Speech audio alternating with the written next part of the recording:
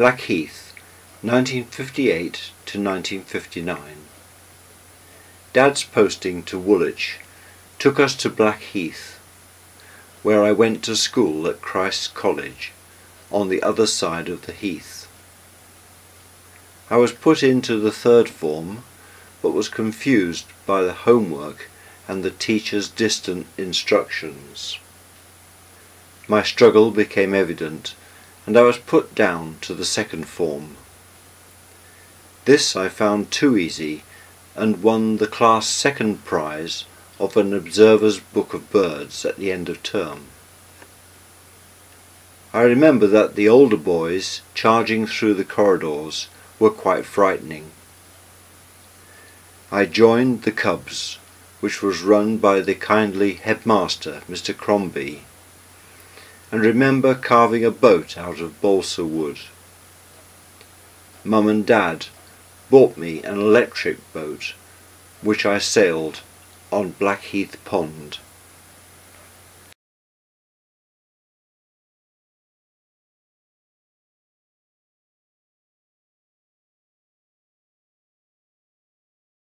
I had a friend named Graham, who lived near the railway line at the heath end of Pond Road.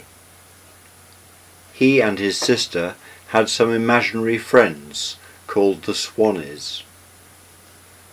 We used to play in an apple tree house we had built, which looked over a tall fence into a compound in which there were large jars of chemicals.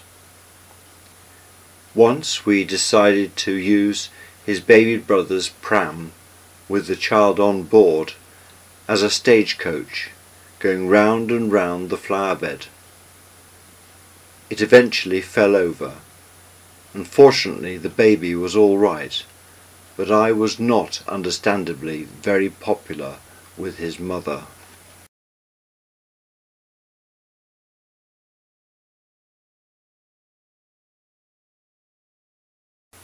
Marston Trussell, 1959. Dad was accepted for ordination training, and while he was house hunting in the Lichfield area, I was billeted with Grandpa and Grandma Whiteman. While there, I attended Clipston Primary School and went in each day on the minibus. One of our playground activities involved chasing the girls up to the entrance to their toilets, which they treated as a safe haven. One particular girl that I was taken with at this time was named Julie, who lived in Marston Trussell. The school raised money by organising the children in the collection of rose hips from the hedgerows. These were then sold to Del Rosa, the makers of rosehip syrup, at so much a pound for school funds. The school had a library from which we were encouraged to borrow books every Friday. I remember one week borrowing the story of the fisherman and his wife, or the flounder, which Grandpa Whiteman read to me, and then used it as the basis of his evensong sermon that Sunday.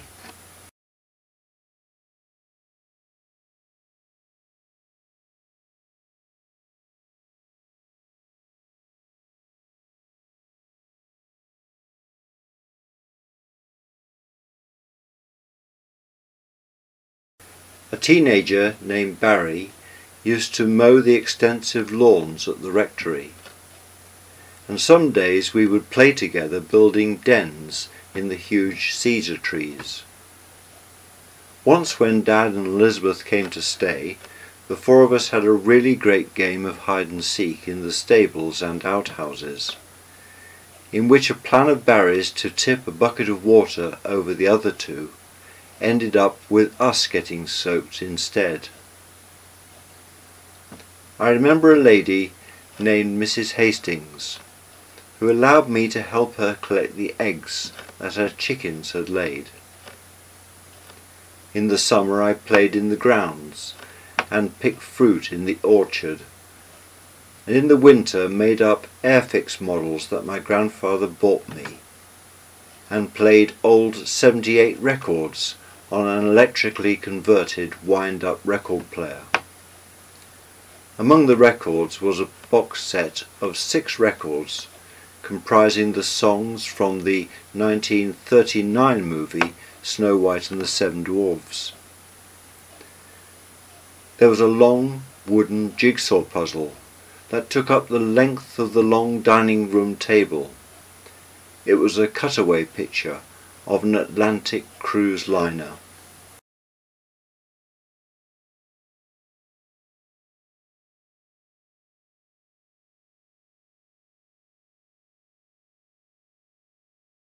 Grandpa Whiteman was given responsibility for 2 communities, Marston Trussell and East Farndon.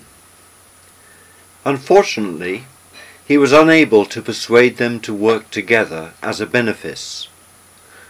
The reason for this was that they were on opposing sides in the English Civil War.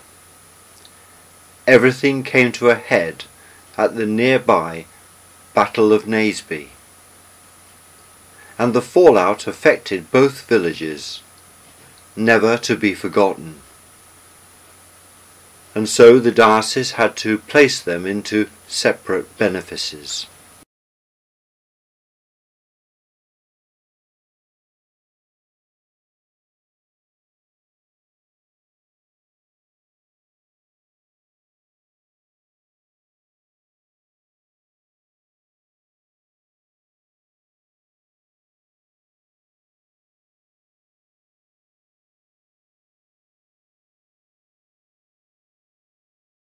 King's Bromley, 1959 to 1961. For Dad's 2 years of theological training at Lichfield, we rented a house called the Friary in King's Bromley.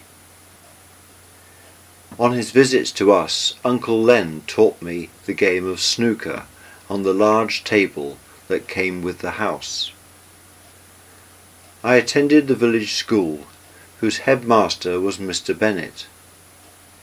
I remember his daughter Susan, of whom he expected great things, and was at times quite unfair to her.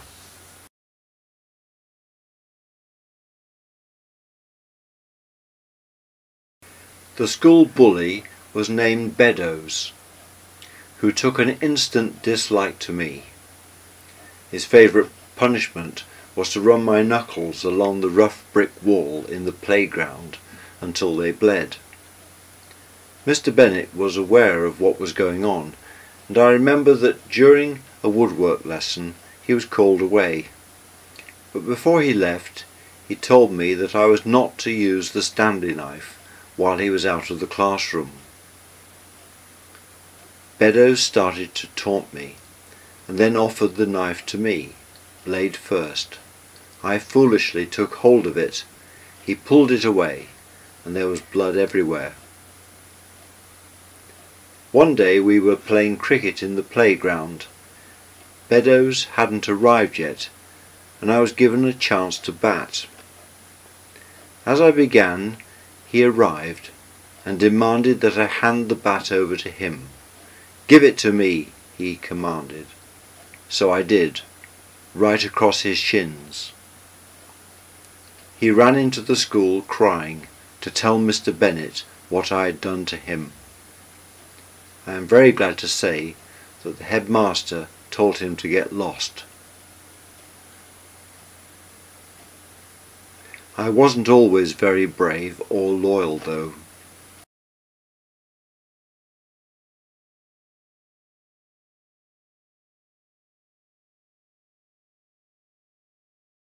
I thoroughly enjoyed visits to my friend Martin's very traditional farmyard with free-range birds and animals.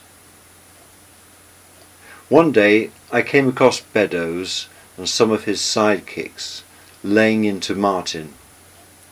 I wanted to help him, but hesitated. Then his father arrived, and not wanting to be seen to do nothing, plunged into the fray. Martin's father, came over to break up the fight, and because he had noticed that at first I had done nothing to help his son, said quite rightly that I was a rum lad.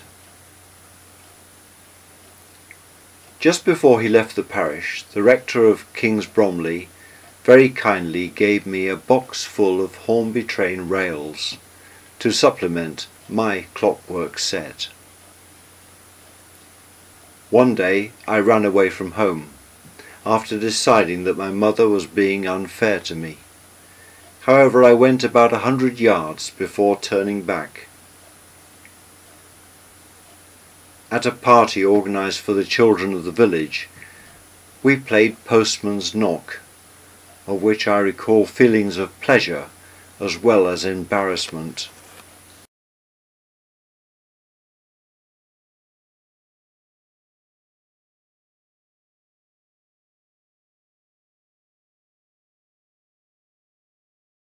Elizabeth and I used to give puppet shows in the bathroom from behind a blanket suspended from the clothes pulley. We also made puppets for the story of the valiant tailor from corks, using twice as many for each giant. We also wrote and performed a play based on an encounter between Oliver Cromwell and Charles I after seeing a television play. Dad was selected from all the college students to lead the Remembrance Day service in Lichfield, and so the three of us set off in Josephine to join him there. Unfortunately, she broke down, and so we missed the service.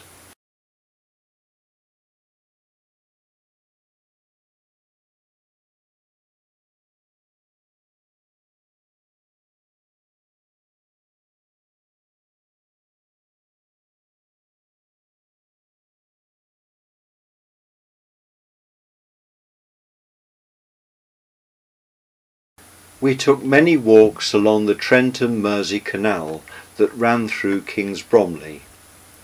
At this time there were still a few commercial barging families operating on the system, but many of the canals were now disused. However, all over the country groups of volunteers were working to reopen the system, and wooden boats for hire were beginning to appear. Thus we began to make plans.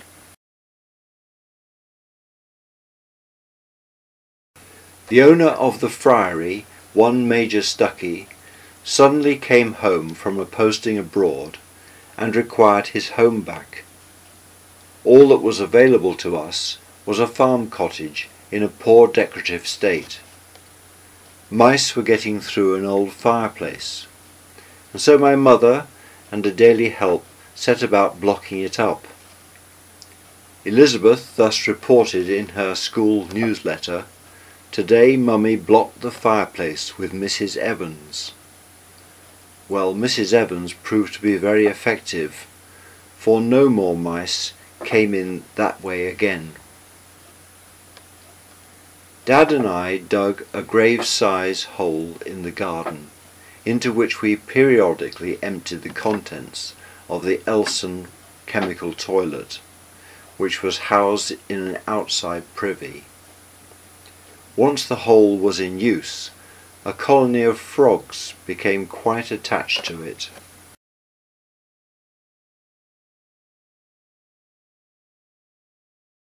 As children, we had fun at this time making secret tunnels through the cabbage fields, and driving our train, comprising bicycles and prams coupled together along the country lanes. Cousins Anita, Adrian and Martin came to stay. Elizabeth and I piled up our toys in a corner and sat in front of them with our arms folded, as they were shown into our bedroom on arrival. However, eventually things loosened up and we had some good fun together. Our long-suffering dog Trixie had to put up with the traps that we designed for her, which were set by tying a bone to a piece of wood that was supporting a door flap that would fall and incarcerate her in the structure. She took it all in good part and was soon released.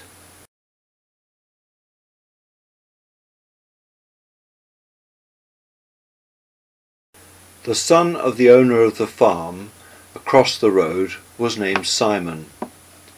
Once when he was about to go on holiday in the autumn, he kindly told us that we could pick up 20 conkers from the massive tree that grew in his garden. This made us quite determined. By the time he came back from holiday, we had collected and stored away exactly 1,000 conkers. Each day we collected 2 pints of milk, still warm from the cows, in a metal jug from the Jameses' farm. Then we had to negotiate our way past the farm dog, whose name was Liggs, who Simon claimed had eaten one of our kittens. Elizabeth and I reckoned that Simon had wanted the kitten for himself.